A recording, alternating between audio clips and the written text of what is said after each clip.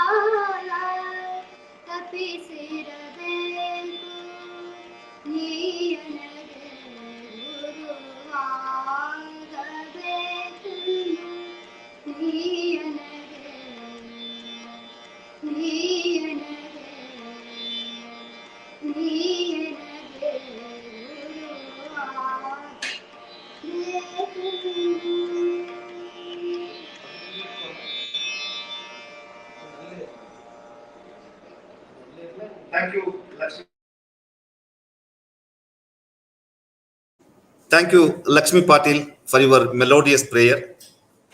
Now I request Srimati Ashwini KN, Assistant Professor, Department of Studies in Physical Education and Sports Science, to welcome you all.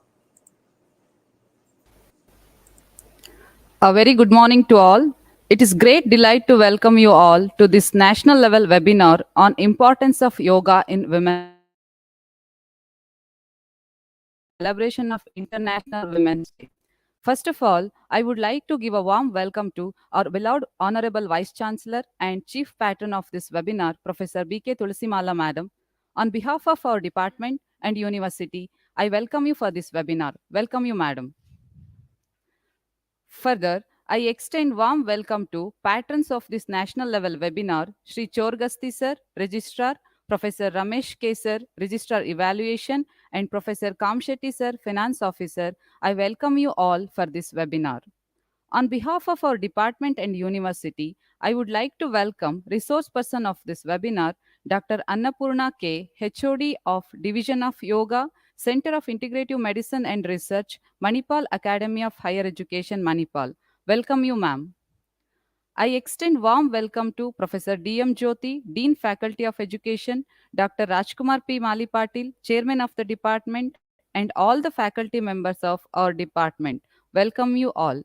I also extend warm welcome to deans, chairmen, professors, and faculty members of various departments of our university. Welcome you all. Last but not the least, I would like to welcome all participants who joined this webinar through online from various parts of the state and country. Welcome you all. Once again, I welcome you all to the webinar. Thank you, one and all. Namaste. Thank you, madam, for your welcome speech. Further, I call Dr. Rajkumar Mali Patil, Chairman, Department of Studies in Physical Education and Sports Science and Coordinator, Department of Yoga, for his introductory address. Please, sir.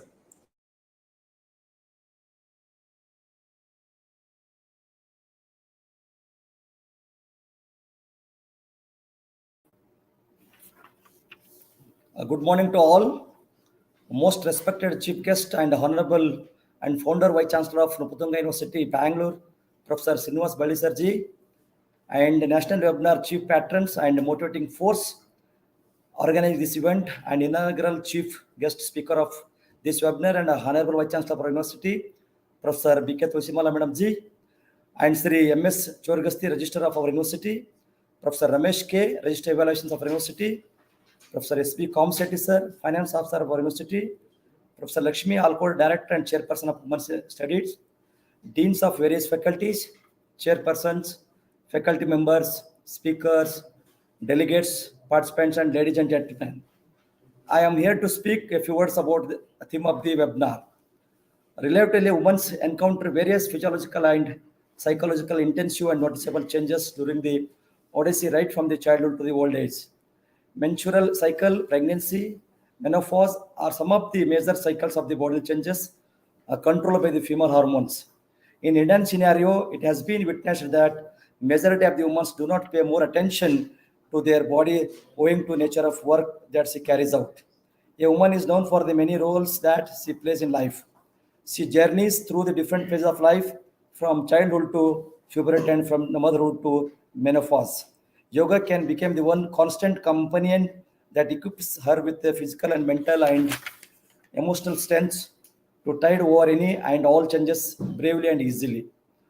Self-love and self-care and not comparing the self with the others should be part of everyday life.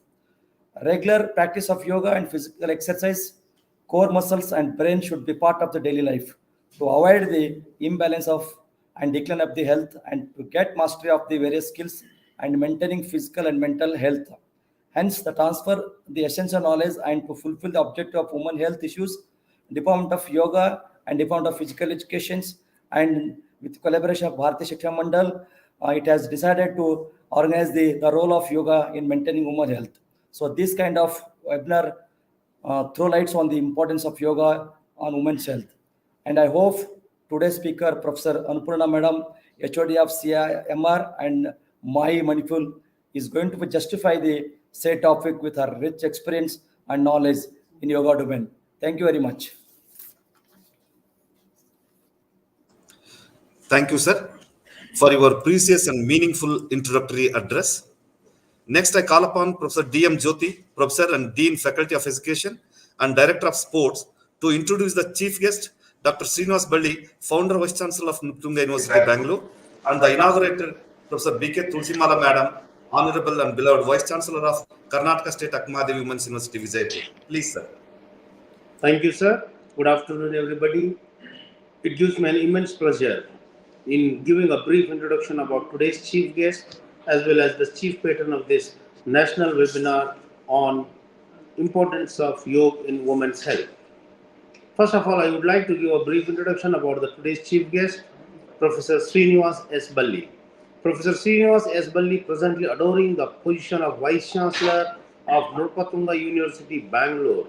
He was born in Hubli in the year 1980 and studied Bachelor of Science in Engineering in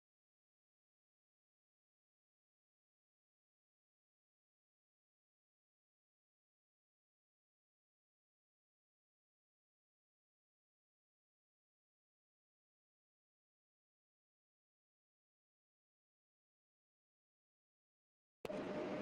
He completed his master's degree in 1992 and went to Motilal Nehru Institute of Technology, Allahabad, Uttar Pradesh to continue his research. He was awarded Doctor of Philosophy in the year 2002. Professor Srinivas S. Balli sir has worked in the various capacities for last 35 years. He has been a lecturer, assistant professor and associate professor in various prestigious engineering colleges such as Siddhartha Institute of Technology, Tumakuru and Basveshwara Engineering College, Bagalkot. Sir has worked as a professor and head training and placement of Basveshwara Engineering College, Bagalkot from 2003 to 2020. He became the Dean of Training and Placement in the same college in the year 2020. On November 11, 2020, he was appointed as the first Vice Chancellor of Nurpatunga University, Bangalore, where he is serving at present. Sir has also held the various academic positions in the various engineering institutions. He has been a member, chairman and director of several committees such as Board of Management, Board of Governors, Board of Examiners, Academic Council and syndicate members in several colleges, educational institutions and the university. Sir has also been a resource person at various workshops and has also organized several workshops and conferences. He has played a vital role in establishing nodal centers for GATE, JEE, PCS, and so on. He has successfully organized several blood donation camps, social orientation camps, awareness programs on negative effects of drugs on health, etc. Being a socially responsible citizen, he has encouraged students to help the community in times of crisis such as floods and COVID-19 pandemic. With such a wonderful personality, Professor Srinivas Balli sir is seriously deserves a word of appreciation and honor. Recognizing his excellence in the academics and the profession, he has been awarded with several important awards such as Most Trusted Academic Partner and Placement Officer by TCS, Teacher for Excellence Award by Lions Club of Bagalkot, and Devara Dasamaya Award and n number of awards to his credit. At present, he is efficiently carrying out his responsibilities as the Vice Chancellor of the Nurpatunga University, Bangalore. I, on behalf of the Karnataka State Akamadevi Women's University and on behalf of the Department and the Yoga Center of University, I welcome you, sir.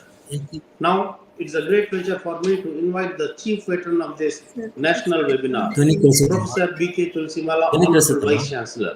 Professor B.K. Tulsimala, Vice Chancellor, Karnataka State Akamadevi Women's University, Vijaypura, is an erudite scholar of economics. She is a proud product of Mysore University, where she completed her master's degree and later her PhD in public economics in the year 1989.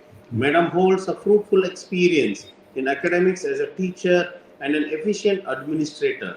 She has put in 34 years of service in the field of teaching. At the beginning of her teaching career, she worked as a lecturer of economics in Kuempu University PG Center, Davanagere. Further, she joined as a reader in the Department of Economics, Mysore University in the year 1991. In the year 1999, she joined as a professor of economics in the same department. Apart from being a professor, she has been a director of Institute of Development Studies, University of Mysore, and Center for Proficiency Development and Placement Services, University of Mysore. She worked as a chairperson of the Department of Studies in Economics and Cooperation, University of Mysore. Professor B.K. Tulsimala is also a thorough researcher in the economics with a special focus on areas such as economics analysis, public economics, policy analysis, regional and urban economics. She has published more than 60 research papers in the various journals and 22 papers in the edited volumes and has attached more than 150 at least seminars and audio another conferences. fine. Madam has been a resource Check person in several national and the international conferences and seminars. She has also organized a few seminars and refresher courses successfully. Her knowledge in economics has been beneficial for several institutions such as Karnataka Public Service Commission, Karnataka, Orissa Public Service Commission, Orissa, State Institute for Urban Development, DSERT, All India Radio, Directorate of Economics and Statistics, Government of Karnataka, and many more. Madam has been an efficient academician. She has held several key positions such as member and chairperson of several BOS, BOE, BOA in various universities of Karnataka and across the state. She has been a member of several state and national level committees such as Board of Appointment in Karnataka University, Rani Chennamma University, Kuvempu University, Selection Committee of Labour Bureau Appointments, UPSC, AAA Committee, and so on. And Madam is a life member of Karnataka Economic Association and Indian Economic Association. Before joining this Karnataka State Akkamadi Women's University as a Vice Chancellor, Madam served as an able administrator as the Registrar of Sri Vijayanagara Krishnadevaraya University, Ballari. Considering her excellence in the field of teaching and research in economics, she has been awarded Mother Teresa Excellence Award in the year 2005. With this brief introduction of today's chief patrons, now I'll hand over the mic to Dr. Hanmantaya Pujari. Over to you, sir. Thank you, Professor, for your beautiful introduction of today's webinar chief guest and chief patron of the webinar. Now I request Honorable Vice Chancellor Madam of our university, Professor B.K. Tulsimala Madam, for the inaugural address. Please, Madam. Sir, am I audible? Namaste, sir. Yes, sir. Yes, sir. You are. Am I audible? Oh, thank you. Thank you very much. Yes. Good morning to you all. Since my internet is unstable, I will switch off my camera. Yeah. Good morning to you all. Today's chief guest, Professor Srinivasa Palli, Honorable Vice Chancellor of Nrupatunga University, Bengaluru, esteemed resource person, Dr. Annapurna, our statutory officers, webinar conveners, Dr. Rajkumar Mali Patil and Professor Jyotidam Prakash, organizing secretaries, Dr. Shrikant Chavan and Shri Anand Banginavar, dear delegates and invitees. First of all, I would like to express my greetings to you all on the occasion of International Women's Day well in advance. And I also congratulate our conveners for this endeavor, which is very timely and also relevant. This year's theme for International Women's Day is Gender Equality Today for a Sustainable Tomorrow. And all of us, we know that promoting women's health is absolutely necessary for creating sustainable tomorrow, because health is one of the important components of ensuring gender equality and also sustainable development. Whenever we talk about health, health is not just availability of medical and health facilities and medicines. How we live, how is our living style, what are our daily practices, they are more determining than the availability of medical and health facilities, and also medicines. So when we talk about our living style and daily practices, yoga, it becomes or it occupies an important place. Yoga is not just a goal or destination, it is a way of life. Yoga is a body and mind cleanser, and regular practice of yoga can help us to maintain better physical and mental health, and it also rejuvenates and enhances our energy levels. In our contemporary societies, women, they have to be multi-talented and they have to be multifaceted. This has brought this talent requirements and multiple responsibilities. So this have brought drastic changes in women's lifestyle, and also they have changed the environment in which she is functioning. Therefore, to discharge her responsibilities very efficiently and also effectively, she has to struggle hard. Under these circumstances, yoga can support her. It can reduce her stress. It can reduce her restlessness. It can reduce her anxiety. And at the same time, it can improve her concentration, efficiency.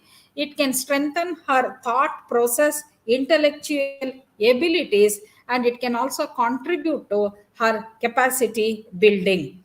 And yoga, it also helps in managing the things calmly, quietly, and it can also improve her inner peace. It can strengthen our family bondage and also interpersonal relations, and also it promotes social cohesion. Therefore, yoga, in a way, it helps in handling professional and personal lives, and it also improves her capacity in order to discharge her responsibilities in very efficient and effective manner. And yoga can also cure many diseases.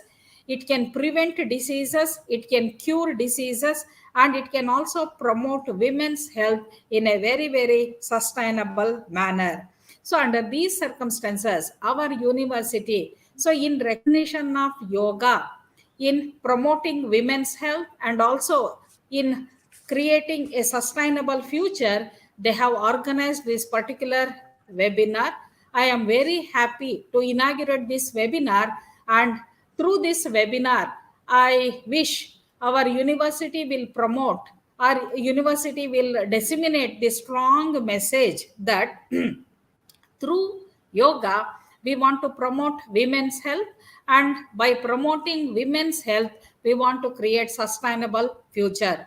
So I am very happy to inaugurate this webinar, and I am very sure that there are many takeaways from this webinar, and I wish all the success for this webinar. And I would like to take this opportunity to thank Professor Srinivasa Balli, Honorable Vice Chancellor, who has taken out time to be with us this day. And I express my thanks to Dr. Annapurna also. I wish you all the very best, and thanks for this opportunity. Thank you.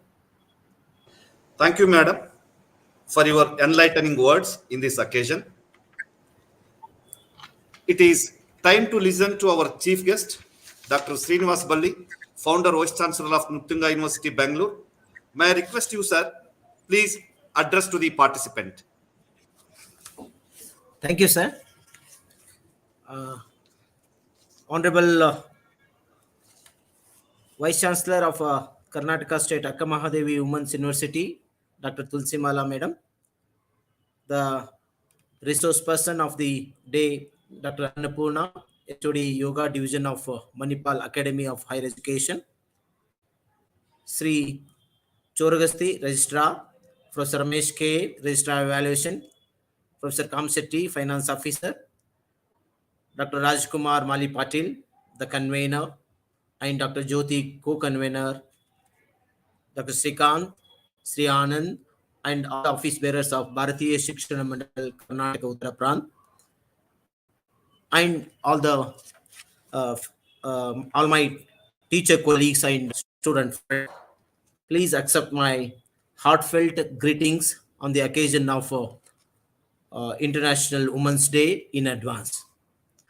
It's indeed a matter of pleasure for me to be the part of this function, a national seminar, national webinar on importance of yoga in women's health on the eve of celebration of International Women's Day. A very apt subject on the occasion. For a sound family system and a sound society, the stakeholders like women are very important. They form the basis of the society. Their health plays very crucial role in well-being of the generation itself. The woman takes care of number of activities of the family. She spearheads domestic, educational, cultural, and many more other activities. Therefore, it is very important that first and foremost, she has to be healthy and fit to do all these activities effectively and in a meaningful way. Yoga is a physical and mental practice that involves body, mind, and spirit.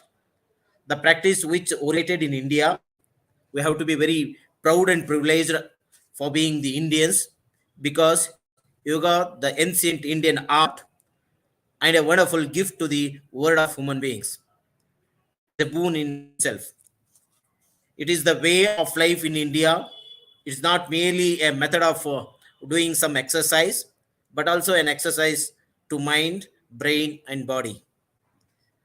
It not only streamlines the physiological process, but also synchronizes them, the mutual coordination between the respiratory organs and other organs. It, if we do movements of our body in synchronous with inhaling and exhaling, it results in a good health through good circulation of the blood to all the parts of the body smoothly and effectively, resulting in longer life. In a way, it's a self-sustained method of maintaining our health. Yoga is the self-sustained method of the maintaining our health. I remember when I was the syndicate member of Karnataka State Akkamahadevi Women's University, I moved a resolution for the self-defense course, for starting the self-defense course for the women. The idea was that every student of the university go through some kind of training in order to protect herself. So every student passing through the university should have undergone the training that makes her fit to face the problems in her life, along with karate, judo, etc. Yoga was the integral part of the course. Yoga activates the energy chakras and improves and provides the strength to the human to deal with their physiological and psychological changes. It aids in optimizing the performance of the body organs. It also balances the hormones, moods, and inner peace to attain a quality of life. Yoga, when practiced regularly, can reduce symptoms of severe PMS, including anxiety and depression in some women. Some postures can reduce pressure on the uterus, relieving cramps, and yoga's gentle stretching can ease stiffness and tension in lower back. That way, the yoga can support the healing process and help the person experience symptoms with more centeredness and less distress. Yoga improves strength, balance, flexibility. Yoga helps with back pain relief. It can also ease arthritis symptoms. It benefits heart and health. Yoga relaxes you to help you sleep better. So, in other words, yoga improves the posture, increase the flexibility, builds muscle strength. It boosts metabolism, help in lowering blood sugar, increases the blood flow, keep diseases at bay, increasing the self-esteem. Therefore, yoga in anybody's life plays a very, very important role, especially in maintaining the mental balance. Whenever you are depressed, if you go to some dhyana, that will definitely regenerate the strength in you and the mental stability. So it's a very, very important part of our life. My humble request to the students, especially the student participants, is don't think that sparing some time for yoga is not at all a waste of time. Rather, it's the meaningful way of leading the life. I therefore my humble request to all this student participants, especially in this present in this webinar, is to do yoga every day without fail. So it should be like our respiration, which goes unsaid, which goes unnoticed. Therefore, it is so important. Therefore, it's a really meaningful subject for the occasion when we are celebrating the International Women's Day, that too in a women's university. So, along with this becomes the basis for all the activities, makes you fit to take part in every activity with all enthusiasm.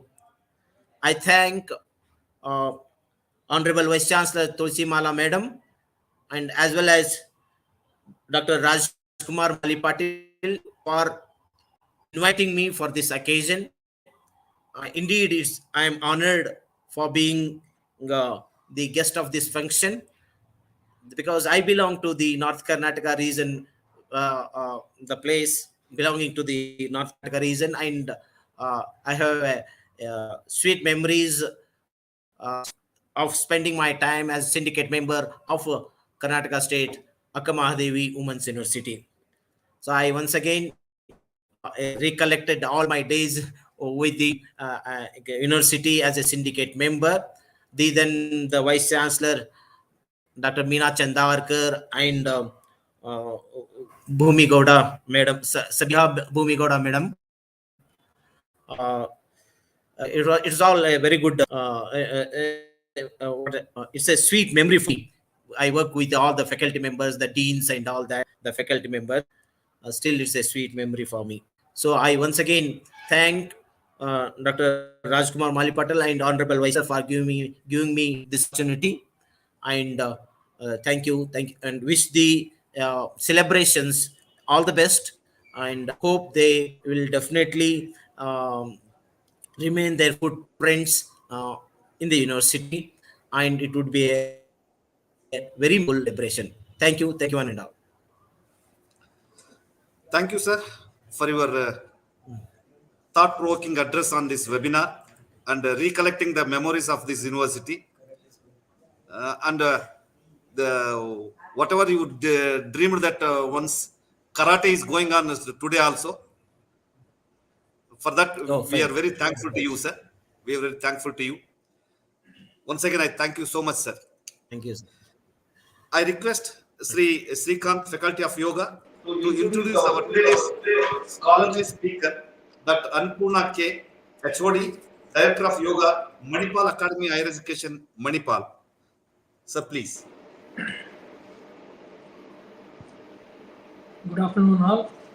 It's a great pleasure for me to introduce our resource persons today, who is going to talk us about the importance of yoga in women's health on the occasion of celebration of International Women's Day.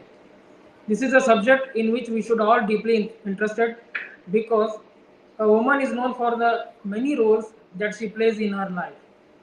She journeys through different phases of life, from childhood to puberty and from motherhood to menopause. In these phases, women can face various physiological and psychological problems. Hence, to transfer the essential knowledge and fulfill objectives of women's health issues, this webinar is organized by Center for Yoga Studies and Physical Education Department. Ladies and gentlemen, I take this opportunity to welcome today's resource person, Dr. Annapurna ma'am. She is presently working as the head of the Department of Division of Yoga, Center for Integrative Medicine and Research, Manipal Academy, Higher Education, Manipal. She is a graduate in BMS from SDM College of Ayurveda, Mangalore University in the year 1989. In 1991, she completed her PG diploma in yoga therapy from KFC, Manipal, Mangalore University. In 2001, she completed MSc in yoga therapy from KMC, MAHE, Mahe, Manipal, Karnataka. Ma'am was awarded PhD from Manipal University in the year 2017 for the thesis Efficacy of Yoga Therapy in Anxiety Disorders, a randomized controlled trial. She is also working as a member of Yoga Practitioners Association of India. She has published more than 25 papers in various national and international journals. She has also presented papers in the national and international conferences held in Colombo, Australia, Singapore, and Spain. In addition, she is PhD guide, subject expert, and also have 14 BSc ongoing projects and presented numerous guest lecturers talks in TVs and radio programs. She has received Best Paper Award and prestigious awards from various institutions. So our resource person has work experience in the field of yoga and Ayurveda for the past 31 years. So it's an honor and a privilege for us, Dr. Annapurna ma'am, to have with us today. So I'm sure we will be enriched by this webinar. So once again, I will welcome you, ma'am, for this webinar. Thank you very much. Over to Pujari, sir. Thank you, sir, for the beautiful introduction of today's speaker. Now I request Madam to take over the session. Before going to start the Madam, I request participants to raise the doubts in chat box. So, Madam, please take over the session.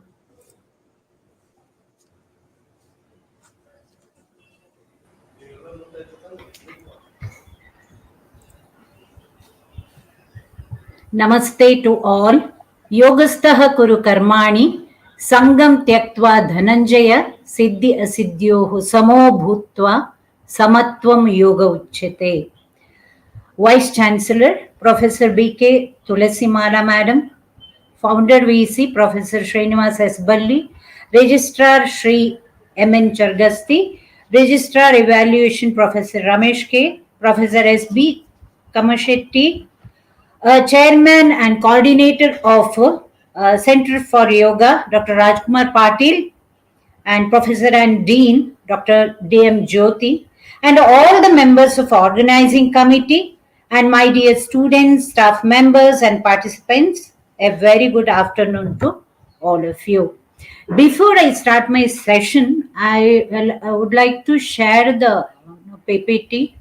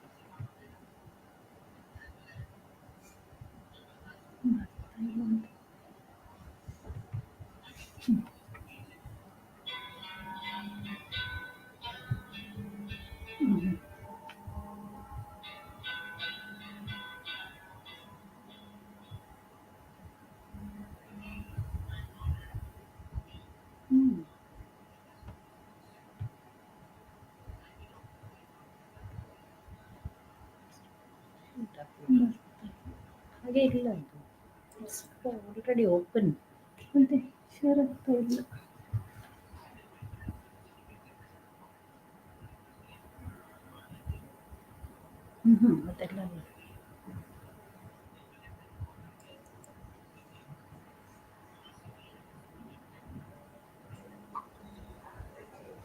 Madam, there is an option, share. Yeah. Just a Below. minute. Yeah, ma'am, please. Yeah.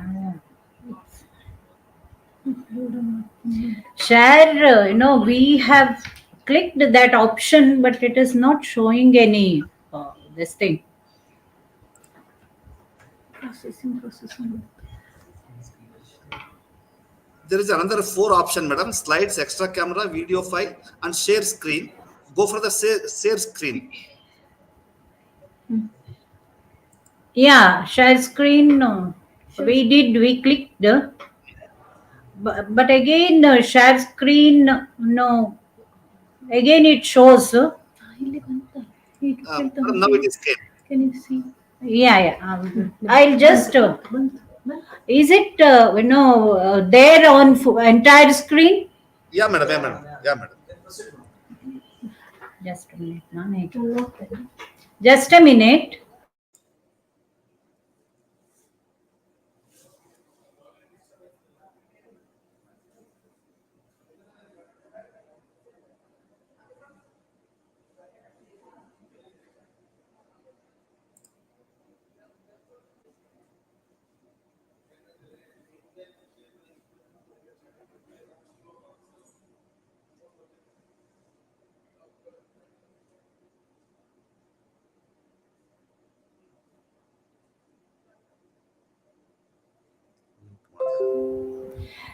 Can you see the PowerPoint, sir, now? Yes, madam. ಬರುತ್ತೆ ತುಂಬಾ ಚೆನ್ನಾಗಿ ಬರುತ್ತೆ madam, ಮಾಡಿ ದಯಮಾಡಿ. Okay, sir. Okay. Yeah.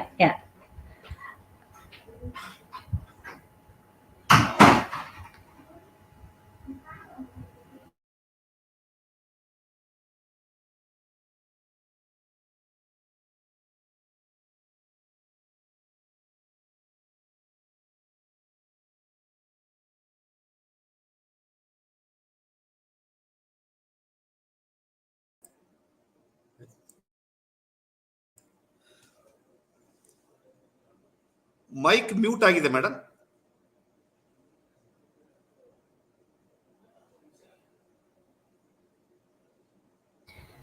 Okay. Actually, there is some Technical problem.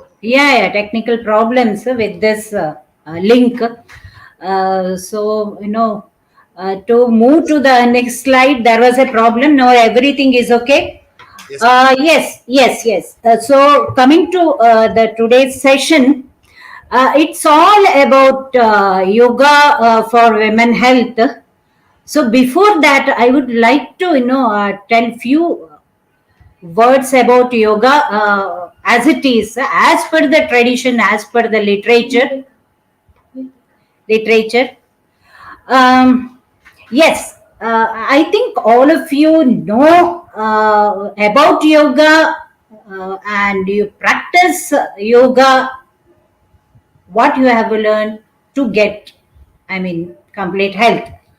Now, yoga is a Darshana Shastra. It is one of the Indian philosophy among 6 philosophies. The knowledge and practice of yoga enhances our self equal to universal self. That is the meaning of yoga, for knowledge and for the practice to get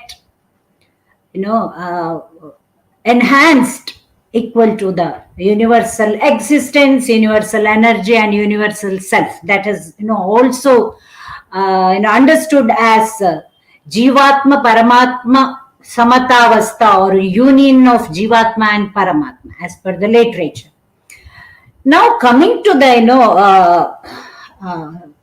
theme for today's session, that is about the practice for women.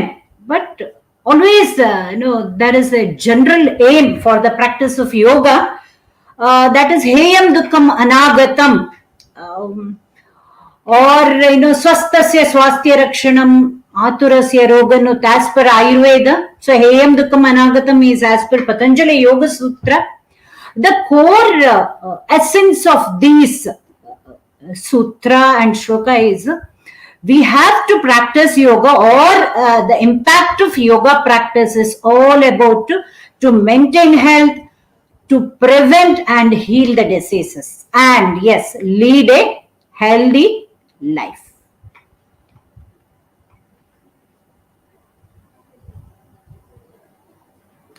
Okay, the current approach to life with increased dependence on science and technology, yes, and our lifestyle is associated with the science and technology. Actually, they have to undergo basic changes towards embracing a more holistic and a healthier and a more harmonious lifestyle to prevent complications of stressful lifestyle. Okay, what is yoga then? Yes, as per the ancient text, Samattum Yoga Uchyate. That is, we have to do the actions, or all, whatever situations we face, may be very small, maybe very, stressful situations, whatever we face in our lifestyle, if we are cope up with those situations with equanimity of our mind, then that is called as samatva. There are a lot of other, explanations for these definitions of yoga, but samatvam, a balanced state of our mind, can be, yes, called as yoga.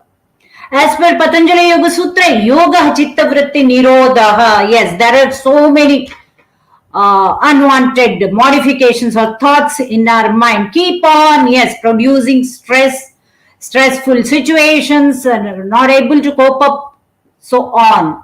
But yoga is a practical technique to reduce these unwanted chitta vrittis and to fix our mind to one pointedness and to attain calmness. Another beautiful explanation for yoga in Yoga Vasishta, Manaha Prashamanopayaha Yoga Ityabhidiyate, means the technique by which our mental thoughts can be controlled is called as yoga, or yoga techniques, or yoga science. One of our yoga teacher, very excellent yoga teacher, used to teach us about this definition, and the example is given a very brilliant aspect of yoga science. He was telling, as an example, one child is playing in the kitchen with mother, and mother working in the kitchen. As child's attention goes to a knife, and child picks up a knife, which is very harmful, and it may do any, yes, dangerous to her hands or to her body, to child's body parts. Now mother knows how to take away the dangerous knife from the child. She knows that technique. She tries to distract or divert child's mind by giving something else, some other object which the child likes, or as per child's liking, or the object itself is liked by the child, and she knows how to take away the knife which is very dangerous to the child. So here the knife is equal to our very negative, harmful, toxic thoughts in our mind. When we bring it into actions, our lifestyle has been, yes, it has been damaged.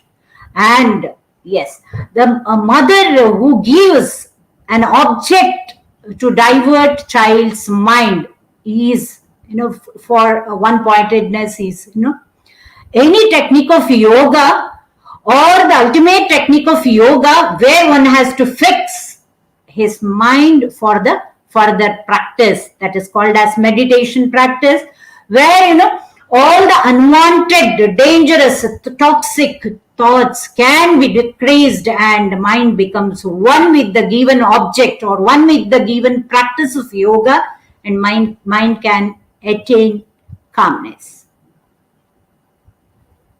So, yoga is a practical science to calm the mind and steady the emotions by overcoming stress.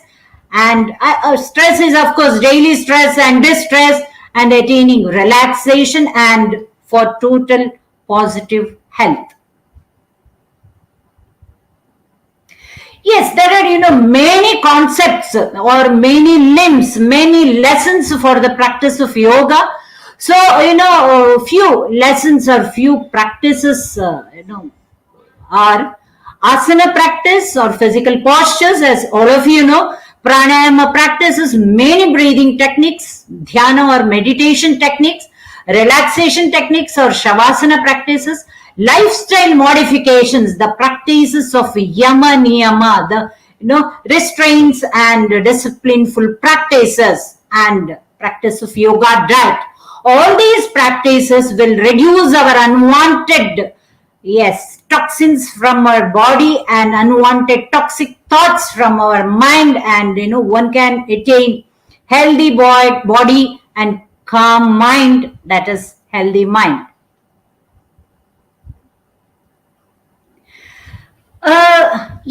Now there is overall development in our personality as we practice and get the knowledge of yoga by these three aspects: physical health, mental health, as well as spiritual health. So it's the same to all the women. Women, as our guest and principal, we see Madam has told, as women need to practice yoga to overcome all those situations and to have strong personality, strong physical, mental and spiritual health. Yes, women need to practice yoga. Today's session is divided into three contents.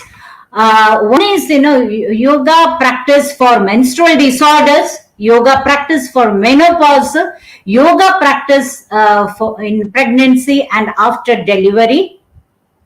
So with also we discuss about infertility, PCOD, thyroid disorders, uterine fibroids, uterine prolapse, endometriosis, obesity, osteoporosis, cardiac disorders. Actually, infertility is due to decreased immune system, and PCOD and thyroid disorders are usually because of hormonal imbalance, and uterine fibroids, uterine prolapse, and they are also because of hormonal imbalance. Endometriosis is due to decreased immunity, and obesity is due to once again hormonal imbalance. Osteoporosis and cardiac disorders are due to thyroid disorders or thyroid dysfunctions. And mental health, about the mental health problems, anxiety and depression is again that when there is increase in stress hormones. So let us start with the yoga in menstrual disorders. Within given time, there is a lot to speak and discuss about yoga in women, but I will explain a few of those within given time. The first one is yoga in menstrual disorders. Let us see what are those menstrual disorder. As you are seeing, a menstrual disorder is a physical or emotional problem that interferes with the normal menstrual cycle, causing pain, unusually heavy or light bleeding, delayed menarche or missed periods. A woman of childbearing age should menstruate every 28 days or so, unless she is pregnant or moving into menopause.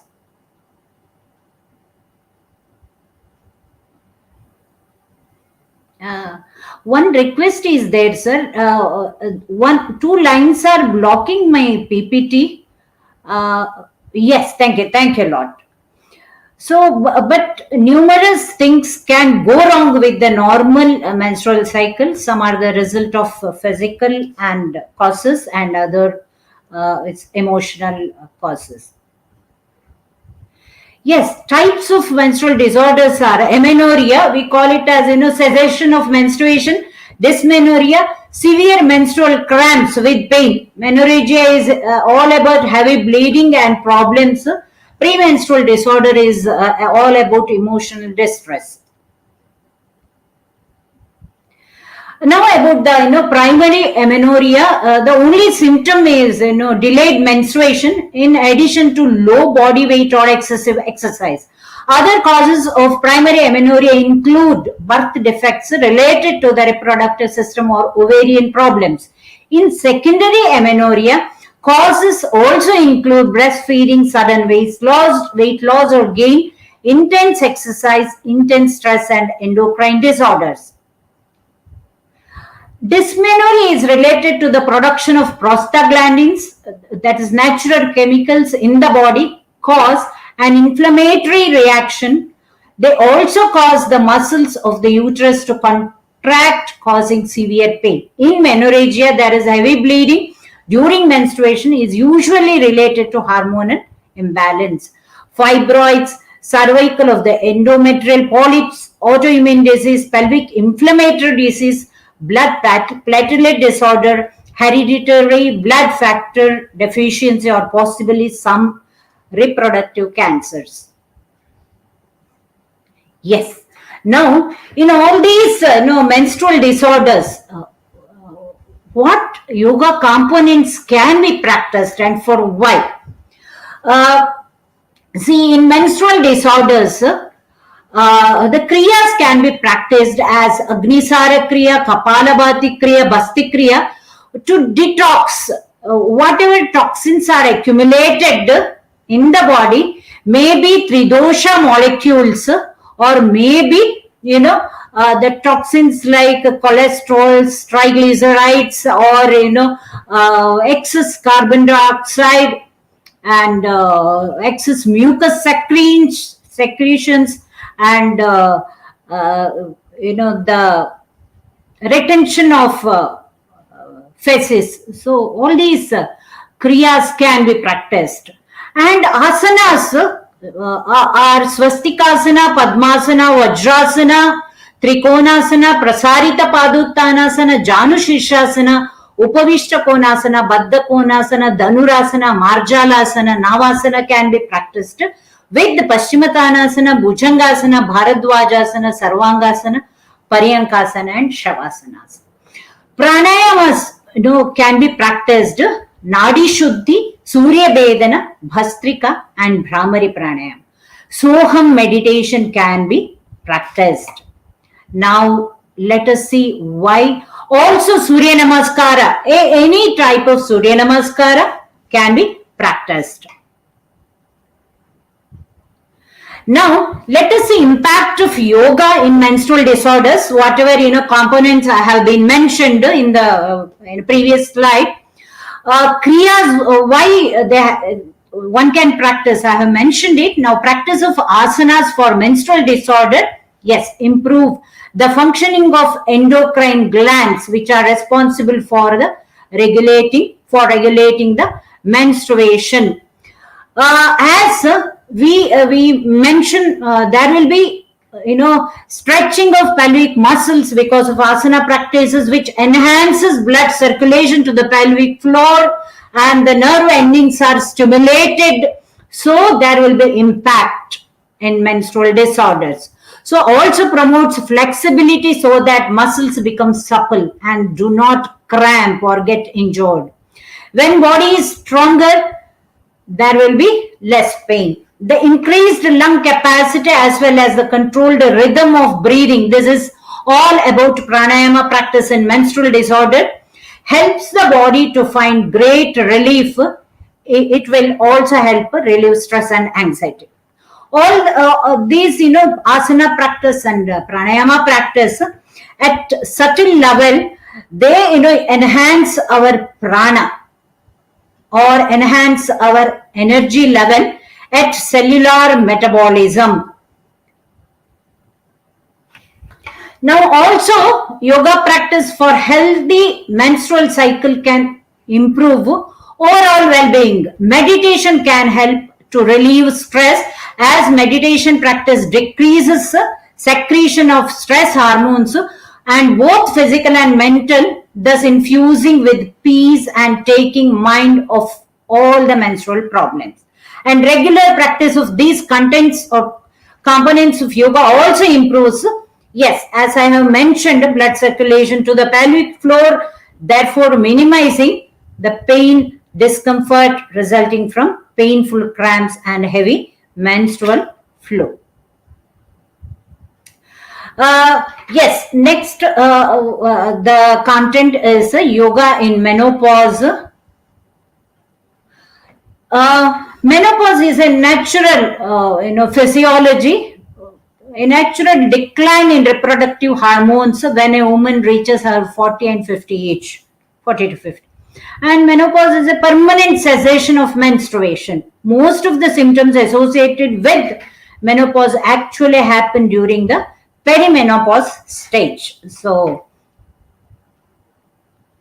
let us see the certain symptoms of menopause. There are menstrual symptoms like irregular menstruation or more flow or painful menstruation or delayed menstruation with other symptoms as cardiovascular symptoms at physiological level, cardiovascular symptoms, as there will be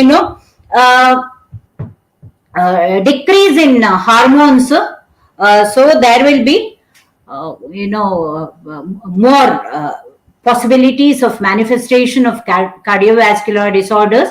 And as there is dysfunction of thyroid gland or the function, reduced function of thyroid secretions, there will be osteoporosis, which harms our cellular metabolism or digestion, and hormonal imbalance leads towards obesity, and stress hormones, yes, there will be insomnia, which results in anxiety, depression symptoms, and there will be fatigue, headaches, lack of concentration, etc., etc. So let us see what are those changes in endocrine neurophysiology when women are stressed. In menopause, usually in menopause, there will be stimulation because of the emotional thoughts in the pituitary functions. There will be release of stress hormones like catecholamines and cortisol with increased sympathetic arousal, where we can see the symptoms as fast breathing and increased blood pressure and increased heart rate, and there will be a low digestion and perspiration, more perspiration, increased blood glucose levels, tensed muscles and joints, and there will be hot flashes.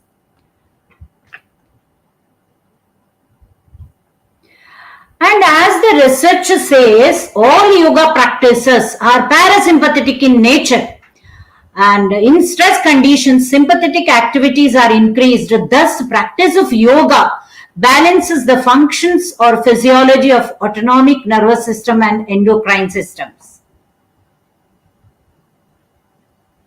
Yes, now coming to the just now whatever I have explained about yoga and endocrinology. Yoga practice modulates endocrine functions.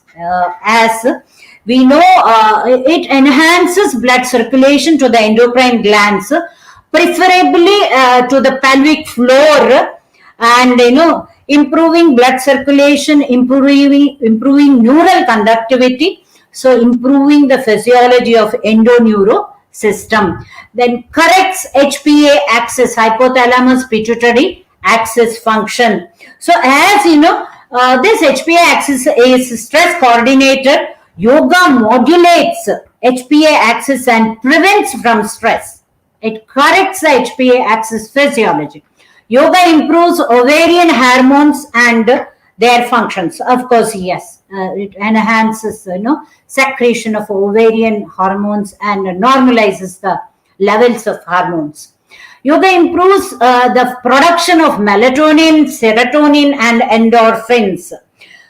Melatonin, which gives us good sleep, promotes us good sleep, and serotonin, because of the good sleep, there will be prevention from the anxiety and depression. And serotonin hormone, it enhances positive mood, and endorphins, act like painkillers. And yoga reduces catecholamine and cortisol levels. They are the stress hormones, so prevents from stress, and promotes relaxation, helps in stress management. And this is all about yoga and endocrinology, where yoga will modulate and do the corrections and improves, promotes the functions of hormones and nervous system, and reduces stress hormones, and helpful in stress management in menopause. Yeah, this is one of the pelvic floor stretching practice or asana, as I have mentioned. In menopause, of course, again these kriyas can be practiced: Agnisara, Kapalabhati, Basti, Trataka Kriya. Of course, Trataka Kriya to balance the sensory nerve endings, and to improve the functions of autonomic nervous system, and from sympathetic arousal to transform ourselves into parasympathetic dominance. Again, the asanas can be practiced: Trikona, Prasarita Padottana, Janu Shirshasana, Upavishta Konasana, Baddha Kona, Dhanurasana, Marjala, and Navasana, with Purvatanasana, Bhujangasana, Bharadwajasana, Sarvangasana, and Paryankasana. Pranayamas can be practiced are Nadi Shuddhi Pranayama, Surya Bedana Pranayama, Bhastrika Pranayama, Sitkari Pranayama, and Bhramari Pranayama. Meditations, any meditations can be practiced, and Shavasana and Makarasana can be practiced. Now let us see their impact. The impact of asana practices strengthens in menopause pelvic region, spine, reproductive organs, and abdominal organs. Improves ovarian functions. There will be hormonal balance. Improves circulation. Cures varicose veins in menopause. Reduces total cholesterol, triglycerides, blood glucose, and catecholamines. Increases hemoglobin level, calcium, oxytocin, and prolactin levels. It's about pranayama practice. Yes, pranayama practice is done in menopause with the conscious breathing and with diaphragmatic breathing, which increases cerebral blood flow and enhances neural activity, improves oxygenation of the tissues, helps in cellular metabolism, removes toxins from the system, improves functions of the spine and muscles, and relieves back pain.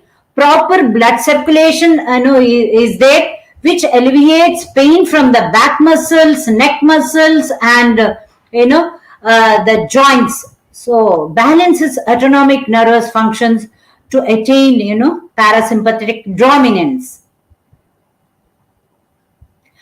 This is dhyana practice in menopause. Yes, impact of dhyana practice, especially in menopause, one can attain calmness of the mind, also improves mental clarity and perception, whereas relieves from anxiety and depression or depressive thoughts, lowers blood pressure, improves concentration and memory. One can attain happiness, that is calmness, by which one can get relief from anxiety and depressive thoughts. This is Makarasana practice.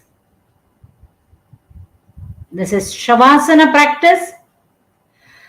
Due to the horizontal position of the body, the body need not function against the gravity, and there will be equal circulation, even prana flow or energy flow throughout the body. So reduces physical, mental stress and fatigue of all kinds, and gives total relaxation to the body and mind. Normalizes blood pressure. Yes, yogic diet has been prescribed in menopause. As per Bhagavad Gita, yukta ahara viharasya yukta chestasya karmasu yukta swapna avabodhasya yogo bhavati dukkhaha.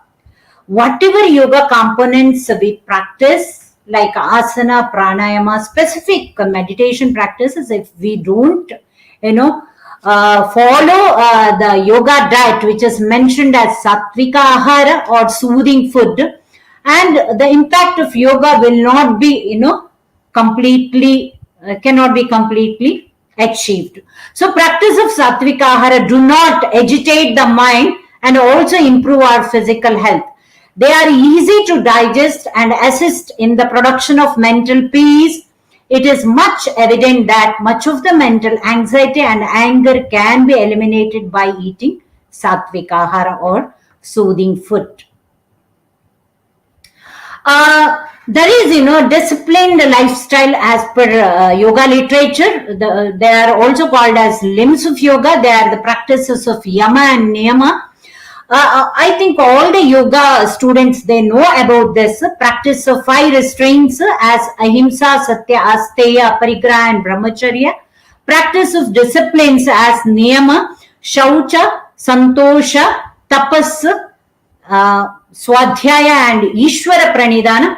These practices or attitudes from rajasika to tamasika, or ego projection and from ignorance, will transform us towards sattvika personality, or a kind, gentle and a serenity personality. And of course there will be psychological comfort, security in menopause, improves contentment, self-confidence within us, prevents sleeplessness, prevents all the types of phobias, improves positive state of mind, and finding negativity in each of them and in each of the life situations. Instead of that, yoga practice or practice of yama niyama with knowledge improves positivity within us, and we bring positive actions. Also prevents anxiety, depression and emotional stress. With this, the third content of today's session is yoga practice for pregnant women. Yes, actually, why one has, pregnant woman has to practice aiming at normal delivery, healthy growth of the child, prevention of complications, reduction of stress at all levels, reduction of overweight, very important, health after delivery. Now, those practices, asana, swastikasana, vajrasana, urdhva vajrasana, parivrata tadasana, kati parivartanasana, ardha chandrasana, trikonasana, veerabhadra, utkata, janusheshasana, upavishta and baddhakonasana, pavanamukta and padottanasana. This is, in pregnancy, as per the limitations, one has to practice without forward bending. What happens? The pelvic muscles are strengthened, relaxed in pregnancy.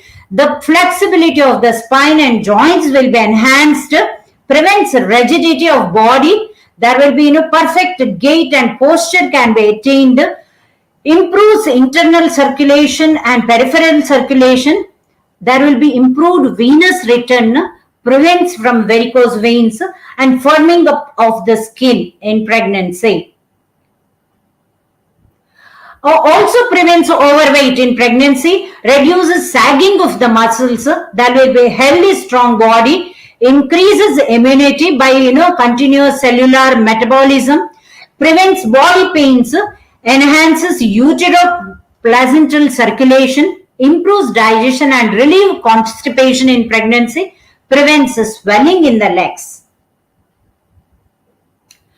Pranayama during pregnancy of course, enhances breathing capacity because of the child in the uterus. There will be pressure on the respiratory system, so maximizes peripheral circulation, prevents, of course, the symptoms of pregnancy, nausea, acidity, flatulence, energize the brain cells, improves the sleep pattern, prevents respiratory disorders, prevents cardiac problems, improve uteroplacental circulation, as I have mentioned. So these pranayamas can be practiced during pregnancy. Anuloma Viloma pranayama, Chandravedana pranayama, Sheetali, Sitkari and Brahmari pranayamas, as they are understood as soothing pranayamas to enhance stabilize physical symptoms in pregnancy, as well as to calm down the mind by soothing impact of these pranayamas. So meditation practice in pregnancy calms the emotional thoughts, of course balances the hormonal functions, reduces cholesterol and blood glucose levels because they are the complications in pregnancy, decreases blood pressure, there will be physical and mental relaxation, and there will be pain tolerance. Soham meditation can be practiced, object meditation can be practiced, Nadanusandana meditation can be practiced. The balanced diet, yoga diet in pregnancy, yes, it supplies, or it's all about vitamins and antioxidants, and it is all about more vegetables, more fruits, and balanced protein and fat. And as it is mentioned in yoga text, Hatha Yoga Pradipika, Susnigdha Madhurahara Chaturtamsha Varjitaha Bhujyate Shiva Samprityaihi. Bhujyate Shiva Samprityaihi. Mitaharam tam viduhu. So, there will be balanced protein and fat, balanced calorie intake, because 1/4 of the stomach, or digestive system and stomach is kept empty with each food, prevents obesity and related problems, prevents indigestion and constipation, and promotes normal growth of the child. The complications in pregnancy can be managed by yoga practice, like hypertension, diabetes mellitus, fluid retention, according to the need and capacity of a pregnant.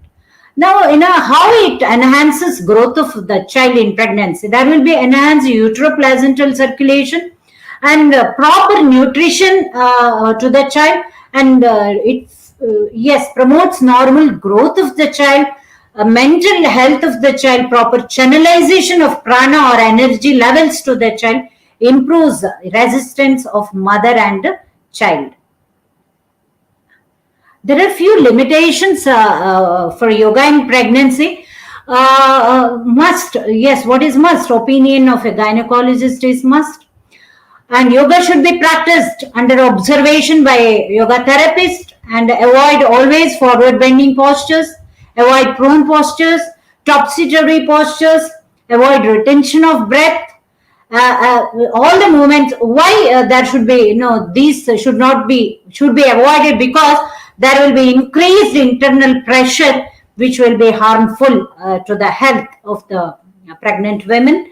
So the movements in yoga should be soft and very gentle. One can use cushions and back support in their yoga practice, and one must consider the position of the baby, the months of the pregnancy.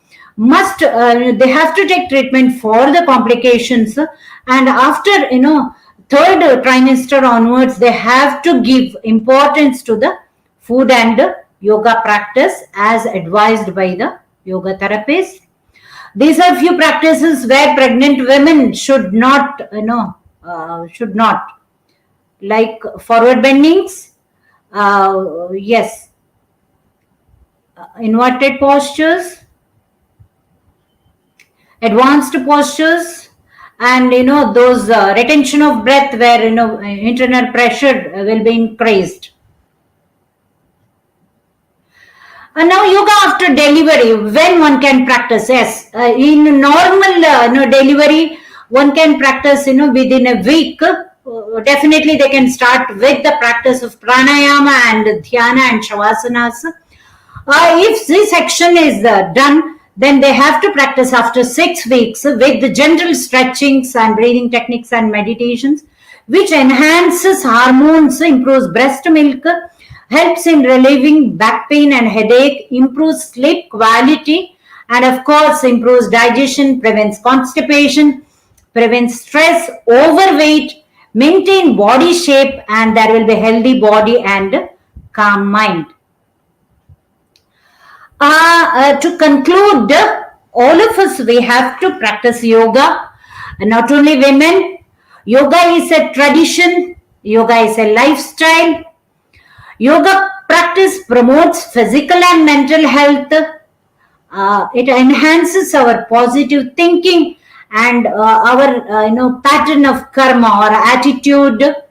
Also emphasizes our quality of life, healthy diet, physical activity in a normal flow, and enhances our self-disciplines, kind attitude, and our behavior towards our personal behavior and towards the social behavior.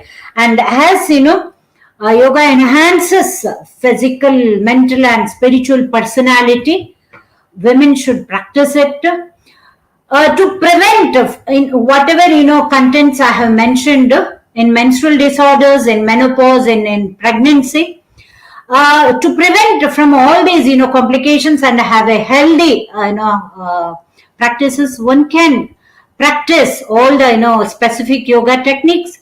If there are any health related issues like disorders in all these three levels, one has to consult the respective physicians or cardiologist or gynecologist, and they have to take treatment. Also yoga therapist for the specific therapeutic applications of yoga components. Then yoga therapy has to be given for the specific disorders in women. Specific yoga therapy should be given, and there are certain rules and regulations and formats are there for the treatment in women's disorders. To conclude my session, women should practice at least, yes, now it is all about practice. The literature says it is yoga should not be only limited to the knowledge or reading, adhyayana part of it. It has to be put into practice, daily practice, as I have mentioned, tradition into lifestyle practices. So, satu dirgha kalaha nairantarya satkara sevito druda bhumihi. Whenever our yoga practice becomes firm in our practice with the knowledge, when it is practiced, dirgha kalaha, so at least 1 hour, 45 minutes to 1 hour, so that whatever sympathetic arousals are there, increased chitta vrittis are there, yes, to reduce it, to decrease it, transform into parasympathetic dominance, or stabilize the chitta vrittis, attaining calmness or ekagra chitta, and to understand myself equal to universal self. So for that it takes dirgha kala practice, at least 1 hour practice, so that at the end of our practice we are relaxed. All our physiology comes back into normal levels. Our chitta vrittis are reduced, and we attain calmness and we are relaxed, so that there will be promotion or growth towards healthy life, as well as to get prevented from the disorders. So all the women should practice Nairantarya. Every day one has to practice yoga to get long-term benefits as physical, mental, and spiritual aspects of it. And Satkara Sevitaha, whatever yoga practice we do, we have to get knowledge of that by reading literatures and by proper teachers, guru, and we have to do with faith, with the surrendering to the universal self and to the teachers, to the subject, to yoga knowledge and yoga shastra, then only our practice base becomes firm, and we have to practice this is all about the practice. So women should practice at least for 1 hour of this specific yoga to overcome all their health issues and to lead a calm and positive lifestyle. With this, I give my these are the references. I give my thanks to Dr. Rajkumar Patil and to all the committee members of organizing committee members, respected VC yes of university, and yes, to all of them, to all the my dear students, staff members and participants, thanks to all once again to giving me an opportunity to present my views about yoga and women health. Best wishes. Thank you once again. Any doubts, all of you are welcome. Also, you can mail me about the doubts. I am able to reply to you. Thank you. Thank you once again. Namaste. Madam, namaskaram. Thank you so much, madam, for your wonderful session. Madam, you have covered and delivered very scientific information and knowledge related to women's health issue. Really, we are very happy to you having this session. And I should Thank you, thanks sir. to the organizers because of your this lecturing. Thank you a lot, sir. Thank Now you. I open Namaste. this session for the discussion. Participants have sent their observations and doubts regarding this topic in a chat box.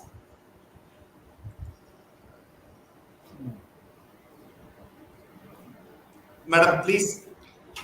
Yes, pregnant I'm going women. to read this question. I can read, sir. I can read. Whether pregnant women can practice asanas in first trimester of pregnancy. Yes, they can practice asanas if there are no complications diagnosed by the gynecologist. If there are no complications, if it is very, very healthy pregnancy, then they can practice specific asanas, of course. Yes, suggest a number of our students suffering from anemia. They are not eating properly food in this regard. Please name some of the asanas to avoid it.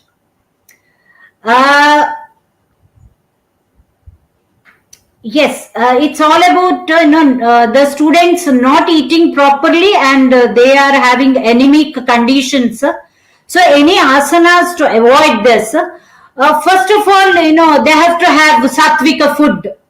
They have to eat normally. As I have mentioned, yukta ahara and vihara is must with yoga practice. Otherwise, asana, I can suggest many asanas. They won't be beneficial to the students. So students have to follow proper nutritious diet pattern and sleep pattern. With that, they have to practice asanas. Of course, any number of asanas they can practice as per their physical capacities and mental capacities. Thank you, sir. Yes, what are the mental health benefits of yoga? I think I have mentioned about this in my presentation. The core definition of yoga is yoga chitta vritti nirodha. So, removing or decreasing or stabilizing all the modifications or thoughts in the mind and attaining one-pointedness or calmness of the mind. So, chitta is, our mind, contents of the mind with manas, ego projection and discrimination. That is manas, aham and buddhi together.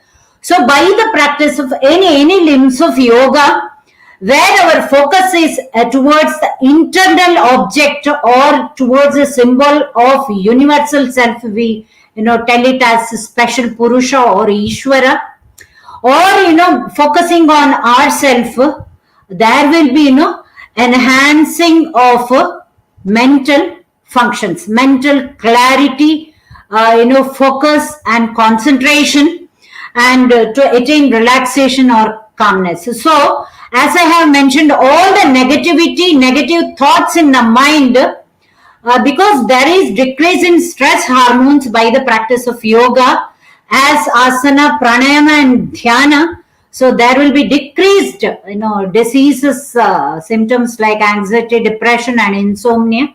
And as I have mentioned, the tamasika, rajasika features of our mental thoughts can be transformed into sattvika thoughts. We will be very kind, very pleasantful towards other. That is all about mental health benefits of yoga. Thank you, madam. Thank you so much for your wonderful addressing the about questions, queries. Now I request the participants, if you have any queries or doubts, please mail to the madams. She will answer you. Now I request, it is a time to express our gratitude to all of them who have contributed directly or indirectly to make this webinar a grand success. May I now request Srimati Ashwini KN, Assistant Professor, Department of Studies in Physical Education. Madam, please propose a vote of thanks. Thank you, sir. Namaste. It is my immense pleasure to propose vote of thanks on the occasion of National Webinar on Importance of Yoga in Women Health. First of all, I would like to thank our beloved Vice Chancellor, Professor B.K. Tudasimala Madam. Thank you for your support. Thank you, ma'am.